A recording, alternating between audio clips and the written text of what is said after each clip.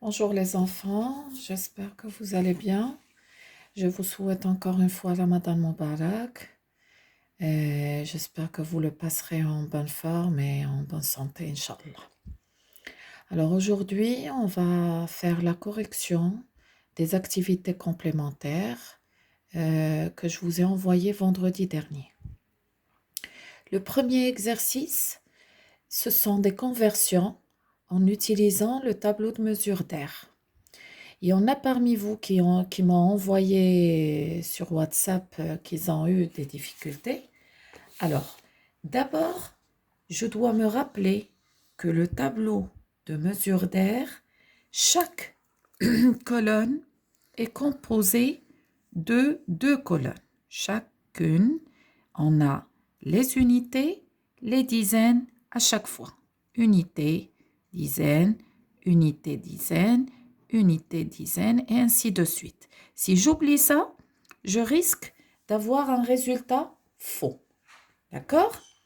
Après, supposons j'ai par exemple 3 mètres carrés, 67. Alors c'est le 3 que je place dans la colonne des unités.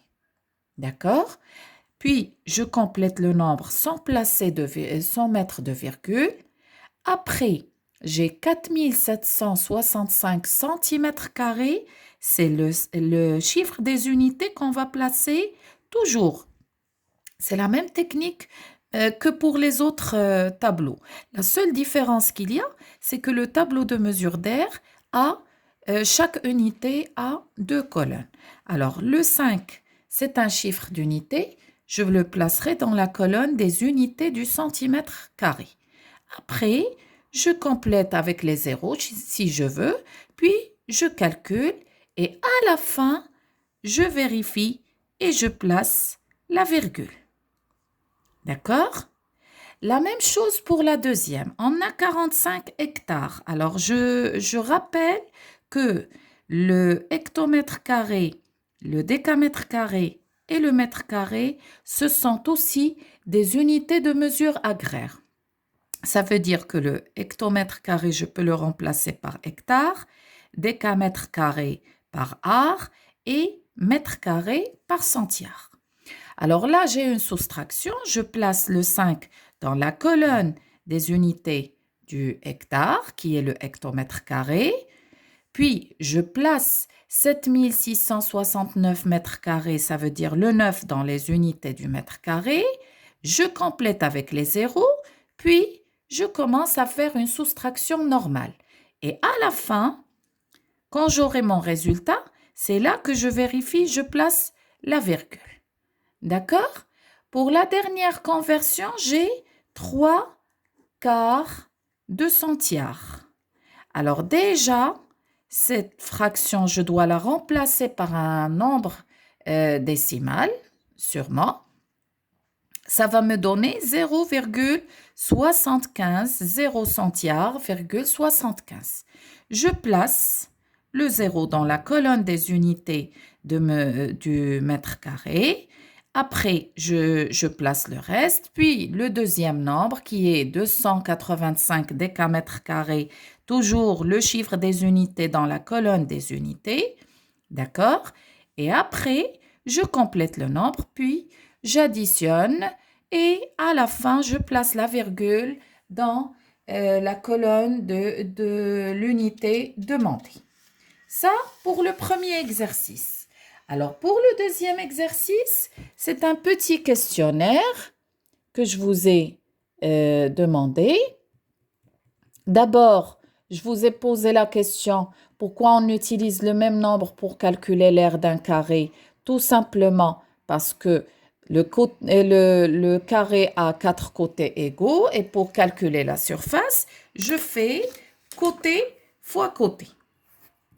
D'accord? Ça veut dire que je vais obtenir automatiquement le même nombre.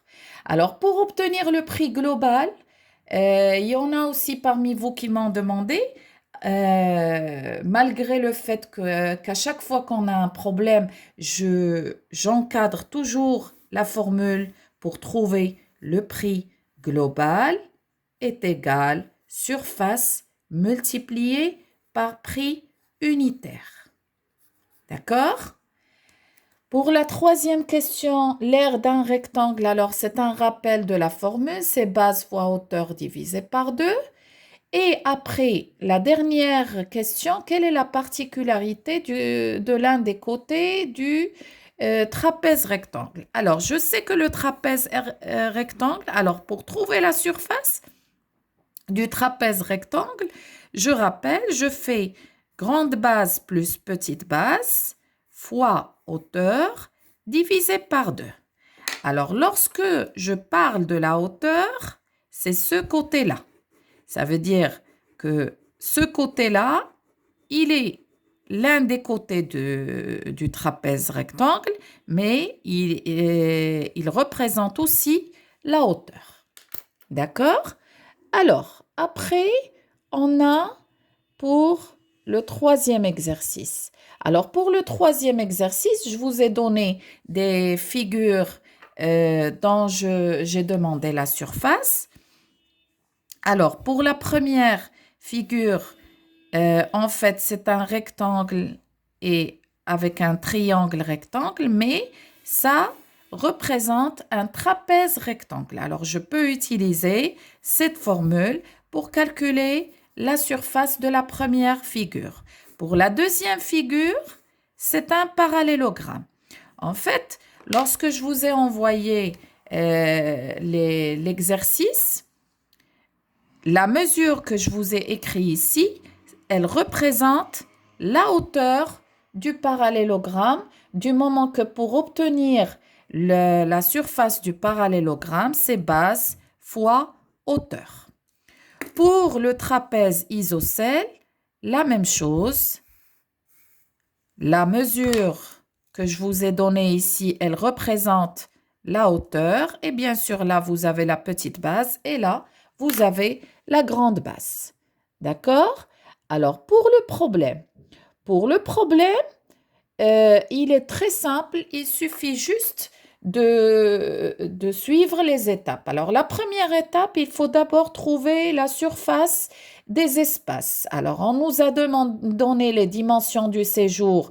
Alors, pour trouver la surface du séjour, je fais côté fois côté. D'accord?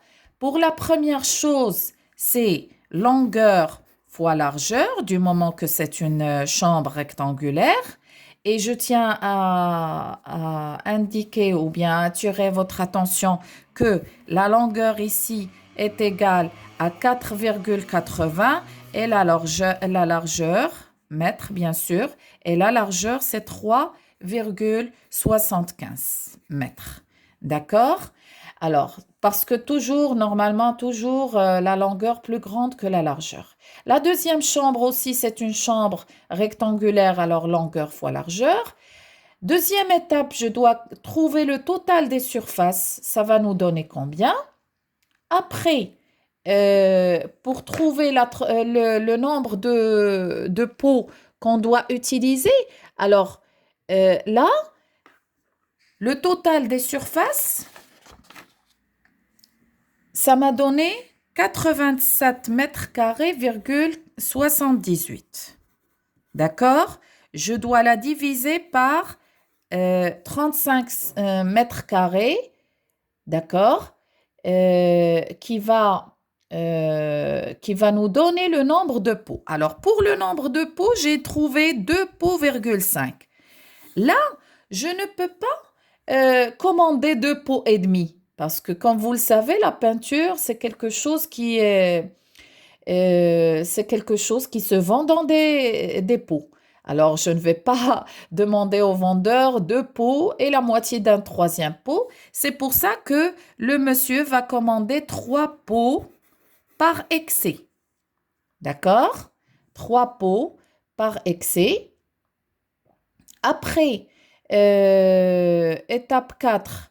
On doit trouver le nombre de pots pour faire 2 couches, c'est 3 fois 2. Et à la fin, je trouve la charge de cette peinture. Ça veut dire combien le monsieur va payer en tout. Alors, les 6 pots multipliés par 15 €, ça va nous donner le prix global ou bien le prix à payer pour cette peinture. Voilà.